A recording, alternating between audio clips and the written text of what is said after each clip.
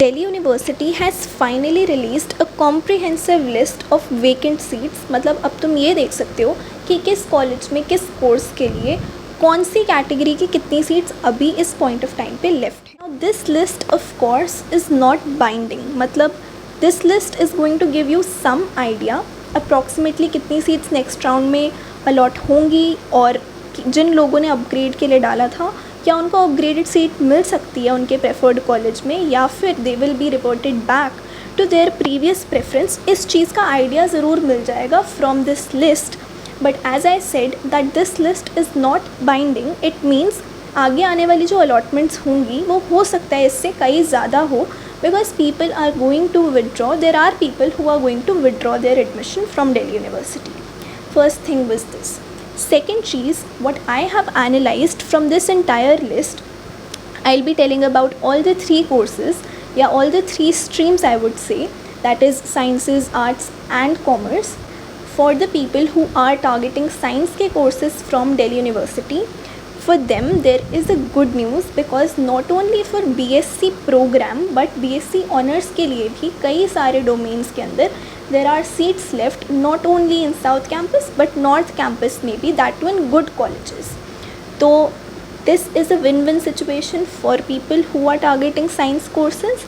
Secondly, as expected for arts courses competition काफ़ी ज़्यादा था तो seats अभी इस टाइम पे कम बची हैं. बट एज आई सेड कि BA प्रोग्राम के कुछ ऐसे कॉम्बिनेशंस होते हैं जो इतने ज़्यादा प्रेफर्ड नहीं होते तो उन कोर्सेज़ में definitely not only in north campus but off campus और साउथ कैंपस के कॉलेजेस में भी सीट्स देखने को मिली हैं. Now coming on to commerce courses that is BCom program and BCom honours. तो व्हाट आई सॉ वाज कि पिछले 2 साल के कंपैरिजन में इस बारी कॉमर्स के लिए there are more seats which are vacant and surprisingly कुछ ऐसे कॉलेजेस ऑफ कैंपस में BCom ऑनर्स के लिए सीट्स आर लेफ्ट जो कि अंडर रेटेड हैं and they are very good colleges.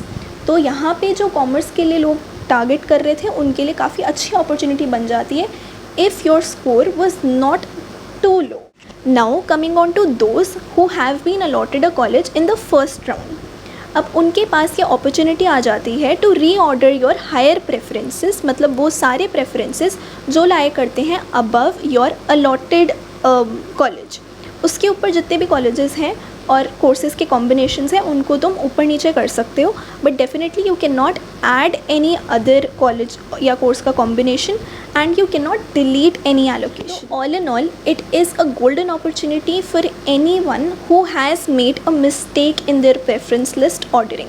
मतलब अगर तुमने कोई ऐसा कॉलेज जो तुम्हारे लिए इतना ज़्यादा प्रेफर्ड नहीं है, कोई ऐसे कॉलेज और कोर्स का कॉम्बिनेशन तुमने हाईली प्रेफर्ड करा हुआ है अपनी प्रेफरेंस लिस्ट में ऊपर रखा हुआ है, उसको तुम नीचे ला सकते हो. This list of vacant seats is in no way guiding you to reorder your preferences accordingly. मतलब जो ये वेकेंट सीट्स की लिस्ट है इसके बाद ऐसा नहीं है कि तुम इसे देख के अपनी प्रेफरेंस लिस्ट में अपने कॉलेजेस को इस तरह रीऑर्डर करोगे कि अच्छा जिस कॉलेज में ज़्यादा सीट्स मुझे दिख रही हैं इन वेकेंट लिस्ट मैं उसको ऊपर कर देता हूँ. It is not going to be that veg.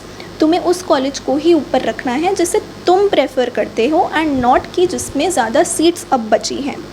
Because it is essentially an opportunity for all those जिन्होंने अपनी प्रेफरेंस लिस्ट में स्टार्टिंग से मिस्टेक करी थी.